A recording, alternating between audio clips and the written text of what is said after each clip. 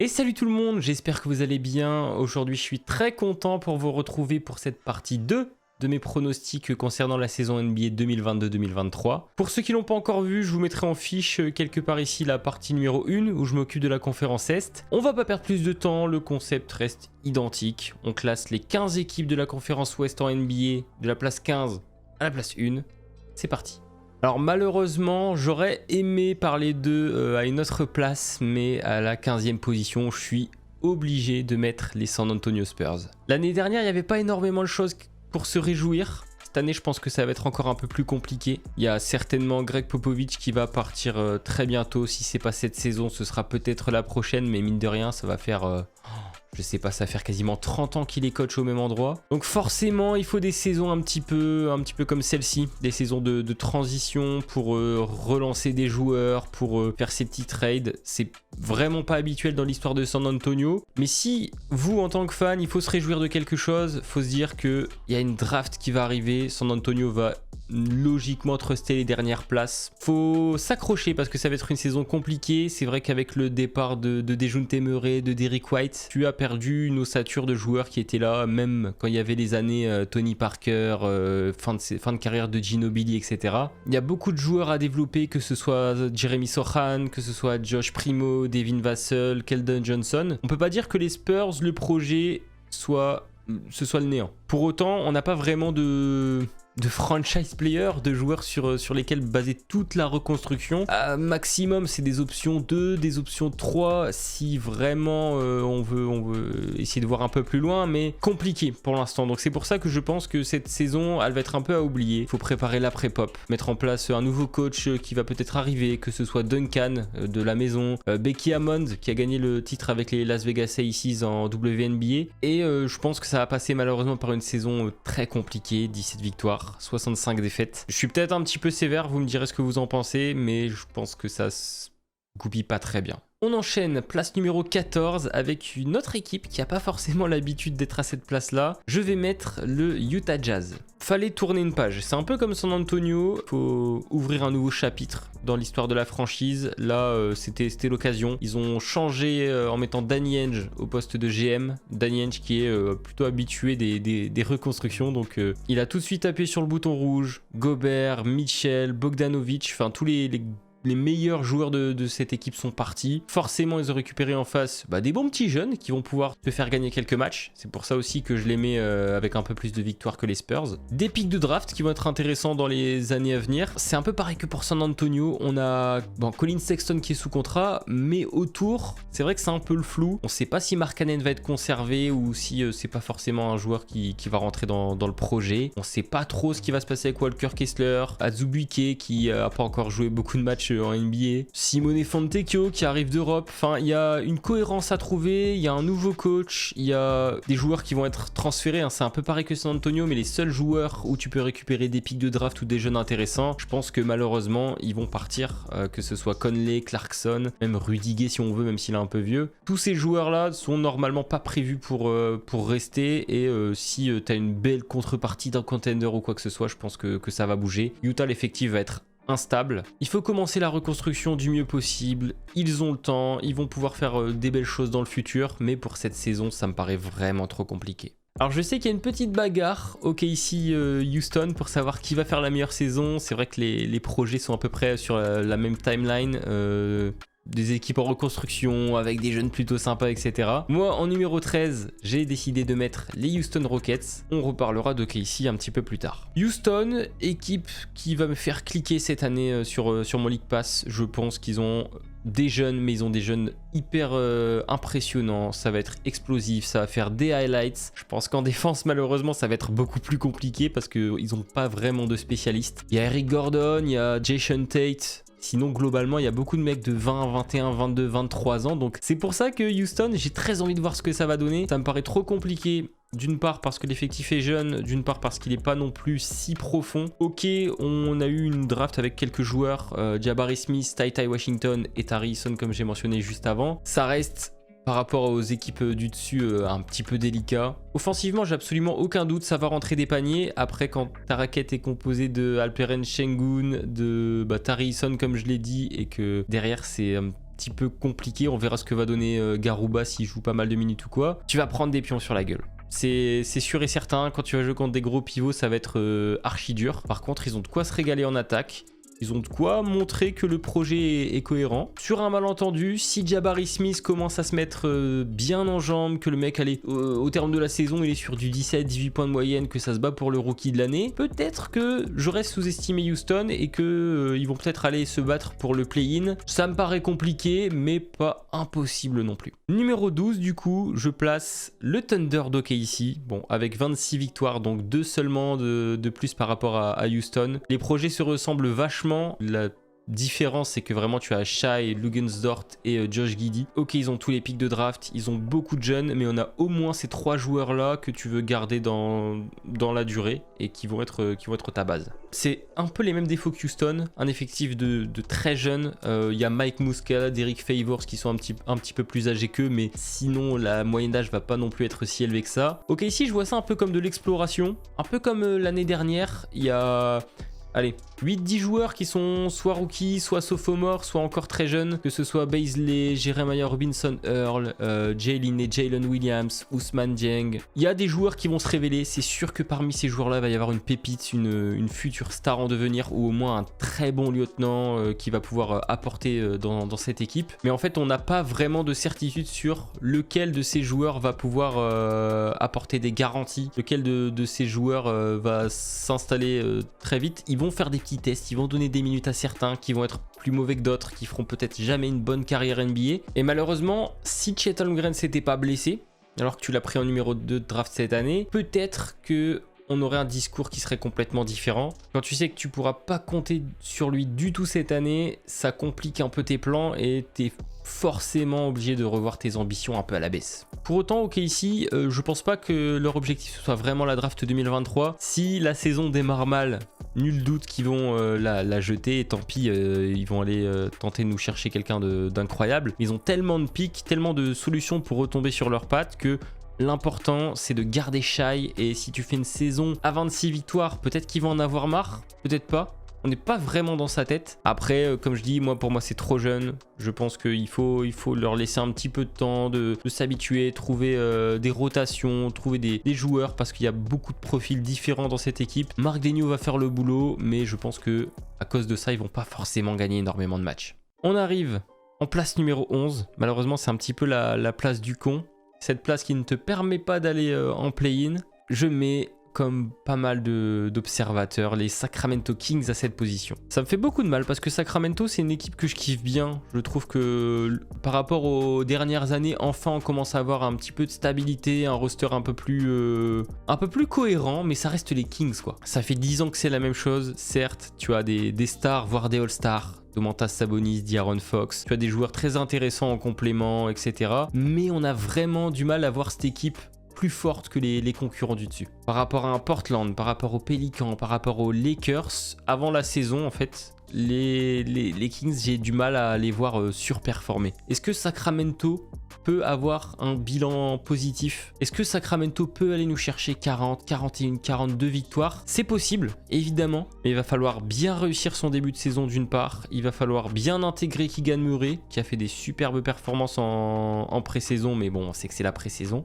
Et surtout bien démarrer, ça va aussi permettre de ne pas trade tous tes joueurs un petit peu de manière désespérée. On sait que Barnes a déjà été dans les rumeurs, Holmes il a été prolongé, mais je pense que c'est une pièce qui est tradable. Mais si tu commences pas bien la saison, Sacramento va encore une fois se dire bah tant pis, on va essayer de faire des petits trades pour sauver les meubles, et comme d'habitude ça marchera pas forcément. Je pense que c'est encore un peu juste Sacramento pour aller nous chercher des équipes du dessus. Je pense que c'est trop fort pour se faire distancer et dépasser même par les équipes en reconstruction qui sont plus bas. Donc Sacramento, je leur donne 35 victoires, 47 défaites. Pour moi, ça va rester malheureusement dans le même range que d'habitude. Et je ne sais pas quoi faire pour qu'ils puissent retrouver les playoffs. Ça fait quand même 17 ans, 16-17 ans qu'ils n'y sont pas allés. C'est plutôt dramatique. Mais malheureusement pour moi, cet effectif est pas encore assez talentueux par rapport à ceux du dessus qui peuvent, même s'ils ont des rotations un peu moins bonnes, se reposer juste sur le talent des joueurs. Sacramento peut être une surprise, hein, mais j'y crois vraiment moyennement quand même.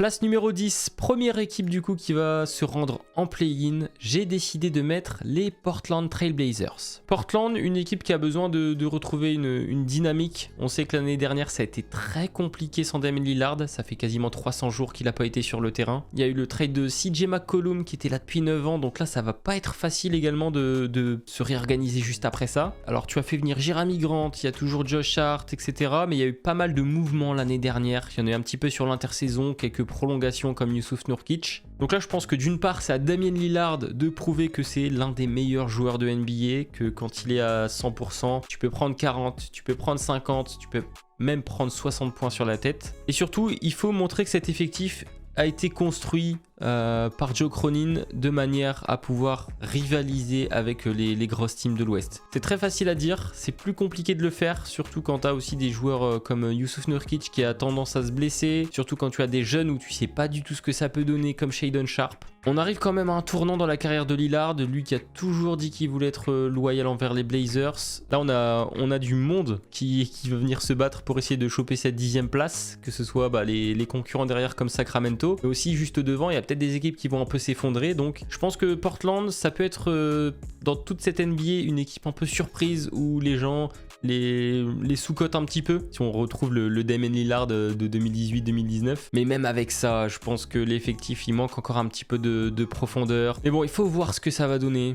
Est-ce que Lillard peut revenir à 100% comme je l'ai dit, comment ça va se passer avec Anthony Simons, Shaedon Sharpe. Si vraiment ce rookie-là peut montrer que ouais, j'ai pas joué l'année dernière à Kentucky, mais vous avez bien fait de me prendre en 7 et je viens dans l'équipe et je fais le boulot et je suis athlétique et j'apporte une dimension qu'il n'y avait pas chez les Blazers auparavant. Peut-être que là on va pouvoir avoir des meilleures attentes du côté de Portland, mais moi je reste sur ma faim. Je pense qu'il faudrait encore quelques petits mouvements pour que Portland redevienne encore plus compétitif, mais compliqué pour moi de les mettre au-dessus du play-in tant il y a des changements qui ont impacté la franchise et le temps de se remettre de ça. À la place numéro 9, je suis mort de rire depuis tout à l'heure, mais j'attendais absolument de les placer là. J'ai mis les Lakers, les Los Angeles Lakers. Évidemment, ça va en faire sourire certains. Je sais qu'il y a beaucoup de gens qui aimeraient voir les Lakers premier, deuxième ou troisième de conf. Sur le papier, Portland est censé être une équipe bien en dessous des Lakers, mais je pense que ça va se battre très fort entre ces deux franchises-là pour le play-in. Parce que les Lakers, on est incertain sur ce que va donner Russell Westbrook en sortie de banc, que AD, peut-être comme chaque année, va nous jouer entre 30 et 50 matchs et que ça va être encore le même cirque. Parce que LeBron vieillit, parce que tous les joueurs qui ont été ajoutés n'étaient pas forcément là la saison dernière. En fait, à part cette ossature-là, à 3, tout a changé, que ce soit du coach, les joueurs, tout ce qu'on veut. Donc ça va être un petit peu compliqué je pense pour trouver un rythme. Dans un monde où Anthony Davis fait les 82 matchs et retrouve son niveau et arrête peut-être de shooter à 3 points comme un petit foufou et se prendre pour un arrière, peut-être, je dis bien peut-être que les Lakers peuvent aller en playoff directement. Mais moi j'y crois pas, je pense que ça va être comme d'habitude. Il y a trop d'interrogations autour de cette équipe des Lakers, trop d'incertitudes, trop de et si, qui fait que moi je pense que ça va être une saison en demi-teinte. Le play-in ce serait déjà pas mal étant donné que l'année dernière ils ont fini 11e, mais ce serait un petit peu un échec je pense pour LeBron et pour les Lakers en général de finir à cette place-là. Bon, le King est toujours le King, tout ce qu'on veut. Il ira au All-Star Game. Il nous fera encore des posters, des petites dingueries, des moments clutch. C'est peut-être le moment d'aller nous trade Westbrook. Moi, je maintiens depuis l'année dernière que c'est une solution. C'est pas leur dernière chance pour essayer d'aller remporter un titre, mais quasi. Donc, sachant qu'ils ont hypothéqué tout leur pick de draft pour les années à venir, faut essayer de faire mieux. Pour moi, trop d'incertitudes sur leur état de forme, sur les rotations que Darvin Ham va vouloir nous faire parce qu'on a beaucoup de nouveaux joueurs. Donc ça finit 9e. En numéro 8, j'ai décidé de mettre les Pels. Là, on va rentrer vraiment dans le dur. On va rentrer dans les équipes qui ont des grosses attentes pour cette saison. Les Pélicans qui ont fait une superbe deuxième partie de saison. Là, il y a le retour de Zion en plus. Donc, je suis hyper excité de voir ce que ça va donner. Ils ont un 5 majeur qui va me faire kiffer, je pense. Quand on a vu l'année dernière ce qu'ils ont pu faire contre Phoenix, je pense que leur objectif, c'est d'aller en playoff directement. Le plus gros facteur X, quoi qu'on en dise, ça reste Zion qui, s'il fait une saison de zinzin va nous propulser les Pels peut-être aller, on va dire top 3. Ça pourrait être réaliste carrément. Moi je veux voir les Pels qui se battent, je veux voir ce que va donner Brandon Ingram, je veux voir une saison de CJ McCollum entière au Pélican avec ce nouveau rôle de vrai meneur gestionnaire scoreur. Et surtout je veux voir aussi la confirmation à la fois de José Alvarado, à la fois de Herb Jones qui ont été un petit peu des révélations. Autant l'année dernière c'était une équipe qui a galéré pour se hisser en play-in et derrière à se qualifier en play-off. Ils ont quand même gagné 2 fois contre les Suns qui avaient fait 64 victoires pour 18 défaites. C'est pas ridicule. Alors je sais qu'il y a beaucoup de personnes qui vont les descendre. Moi j'aurais mis 48 victoires. C'est quand même une saison très sérieuse s'ils arrivent à ce total là. Mais j'y crois. Je pense que Zion va se mettre bien dans cet effectif, que ça va cliquer. Une équipe qui va peut-être se battre pour essayer d'aller en play-off directement. Et je leur mets 48 victoires. Pour la 7ème place, c'est une équipe un peu surprise que j'ai décidé de mettre à cette position. Je sais qu'il y a beaucoup de gens, quand j'ai regardé un peu les classements et les prévisions de certaines personnes qui les mettaient bien plus haut. En 7ème position, je décide de mettre les Memphis Grizzlies. Je sais qu'il y a beaucoup de gens qui vont pas être d'accord avec moi et je peux le comprendre, mais il y a 2 grosses raisons majeures qui font que je vois Memphis un peu moins fort que l'année dernière. 7ème, c'est vrai que c'est ça qui fait un petit peu peur, mais au final, la saison sera pas forcément beaucoup moins bonne que l'année dernière. Ça va être toujours du Xavier Tillman, du Ja qui va être encore très très fort, Brandon Clark, Steven Adams. Tout ce qu'on veut, je pense que l'ossature globale de l'équipe va être en forme. Il y a 2 petites choses qui me chafouinent avec les Grizzlies. D'une part, c'est le départ de Kyle Anderson qui est parti à Minnesota et qui, je pense, était un facilitateur incroyable. Ouais, son jeu est pas flashy, mais un vétéran comme ça dans cet effectif de jeunes foufous, ça leur a fait énormément de bien l'année dernière, que ce soit en régulière ou en playoff. Et surtout, la deuxième chose qui me fait dire que Memphis va un petit peu moins bien performer, c'est la blessure de Jaren Jackson Jr. Quand on voit l'impact qu'il a défensivement et même en attaque, qui peut te mettre des 3 points, qui peut défendre limite le meilleur joueur adverse, qui peut switch. C'est un joueur qui est trop important dans cet effectif des Grizzlies, donc c'est pour ça que sur le début de saison, ça va peut-être se faire sentir. Après, ils ont quand même des joueurs qui sont vraiment très forts, donc avec un peu de continuité, ça va gagner des matchs. 48 victoires dans une conférence Ouest qui est aussi serrée, forcément ça te met 7ème. Mais je pense que ouais, sans Jaren Jackson Jr., ça va être un peu plus compliqué pour Memphis. Numéro 6, 2 victoires de plus, on est à 50 victoires pour les Dallas Mavericks. Dallas, finaliste de conférence l'année dernière, une saison magnifique avec cette élimination de Phoenix en demi-finale qui était un super souvenir pour moi parce que vraiment j'étais surpris, ils ont superbement bien joué, ils ont tenté des petits coups en cours de saison, le départ de Porzingis, l'intégration de Spencer Dinwiddie, de Davis Bertans qui a pas fait la meilleure saison de sa carrière mais quand même, toutes les petites prolongations en scred, que ce soit Dorian Finney-Smith, que ce soit Maxi Kleber, il y a eu le départ de Jalen Brunson, l'arrivée de Christian Wood. Il y a eu pas mal de mouvements dans cet effectif de Dallas, mais je pense que c'est cohérent. Ça manque selon moi d'une grosse star pour épauler Luka. Si Dallas arrive à atteindre les finales de conférence avec cet effectif-là, bah chapeau. Mais je trouve ça quand même un petit peu moyen. Je suis pas forcément hyper convaincu sur tous les postes. Je pense que vraiment Doncic est un peu esselé. On a des doutes sur ce que va pouvoir donner Tim Hardaway Jr. qui a fait une saison pas incroyable, qui a été blessé l'année dernière. Et ouais, le départ de Brunson, je pense, va aussi impacter le système de Jason Kidd. Va falloir intégrer Christian Wood. C'est des petites choses en fait. Hein. C'est pas Dallas, il n'y a pas eu non plus 50 000 changements. Il y a quand même un peu de continuité, comme je l'ai dit. Mais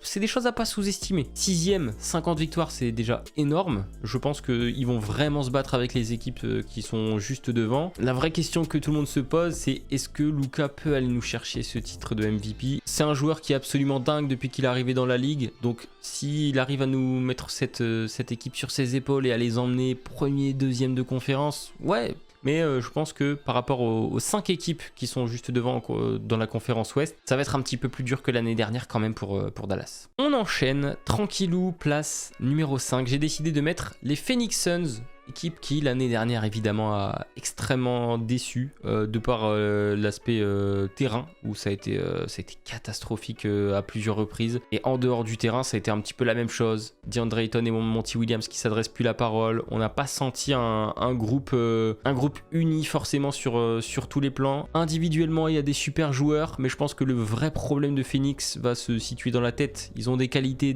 en défense, en attaque, tout ce qu'on veut, c'est quasiment le même effectif que celui qui avait été chatouillé Milwaukee en finale NBA en 2021. Mais moi j'ai du mal à voir cet effectif passer le cap par rapport à ce qu'ils ont fait l'année dernière, quoi. Ils se sont fait vraiment très très peur. Un DeAndre Ayton qui a peut-être pas forcément envie d'être là et qui a pris le chèque. Il y a Jake Crowder qui a déjà affirmé ses envies de départ. Monty Williams n'a pas été exempt de tout reproche, surtout l'année dernière en playoff. Il y a eu des autres petits départs, hein, comme Javel McGee, etc. Phoenix, ça fait beaucoup quand même.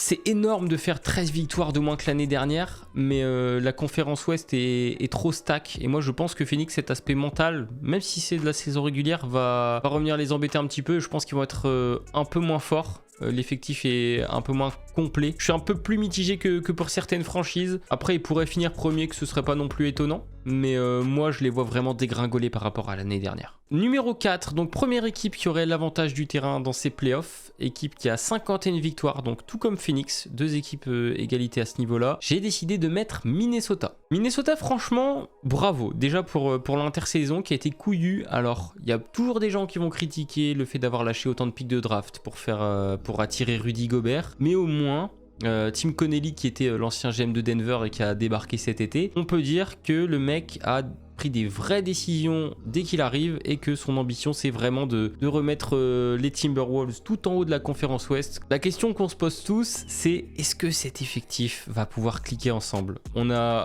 un pivot défenseur, multiple défenseur de l'année avec Rudy Gobert. On a, selon ses dires, le meilleur big man shooter de l'histoire avec Karl Anthony Towns. On a Anthony Edwards, un prospect hyper intriguant. On a D'Angelo Russell qui va devoir renégocier son contrat cet été, qui va certainement avoir à cœur de faire une saison énorme. On a des ajouts comme Kyle Anderson, on a toujours des jeunes pas inintéressants du côté de Minnesota, donc moi je suis super intrigué de voir comment ça va se passer. Il y aura peut-être un petit temps d'adaptation au début, parce que c'est vrai que jouer avec 2 tours jumelles qui ont des profils complètement différents et dans une équipe qui a quand même un petit peu de continuité, mais où le plan de jeu va être complètement différent avec cette nouvelle organisation. Moi je suis hypé de fou pour voir cette saison-là, et j'ai très hâte de voir les premiers matchs de Minnesota. Moi je pense que c'est une équipe qui va faire chier du monde des deux côtés du terrain. Même si c'est la première année de ce projet, ils ont vraiment des joueurs matures. Et c'est ça qui va faire la différence et qui va pouvoir leur permettre de gagner pas mal de matchs. Ça se resserre, on arrive dans les dernières places de cette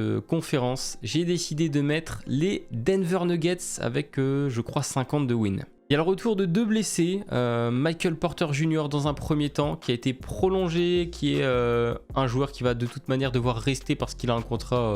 pas un contrat boulet, mais un contrat plutôt onéreux. Donc il faut que ça marche. Je pense que Denver n'a pas le choix que de compter sur lui, que de compter aussi sur notre ami Jamal Murray qui revient en force après énormément de temps sans jouer. Là, on va vraiment retrouver ce Big Three. Je pense qu'ils vont rester prudents. S'il y a des petites douleurs au dos, ils vont le laisser sur le côté. Faut pas oublier qu'il y a Monte Morris et Will Barton qui sont partis du côté de Washington. Donc tous ces petites pièces-là me font dire que oui, Denver va faire une bonne saison. Oui, Denver va faire chier du monde, et oui, Denver est dans une division plutôt tranquille de la NBA, mais c'est pas forcément gagné. Jokic double MVP qui va être encore plus observé, l'effectif qui a légèrement bougé. Je fais confiance à Michael Malone pour nous trouver des bonnes petites rotations, pour toujours avoir Aaron Gordon qui va pouvoir nous mettre du 3 points, qui va pouvoir nous faire le spectacle, pour intégrer KCP qui est un joueur avec un profil qui manquait peut-être un petit peu à Denver et qui va être vraiment super utile, je pense. Ils ont fait la finale NBA dans la bulle, mais depuis ça a été un petit peu dur, pas parce qu'il y a eu les blessures comme je l'ai dit, mais parce qu'ils ont sous-performé à certains moments. Donc là c'est le moment, il faut montrer que tu es l'une des meilleures équipes de NBA,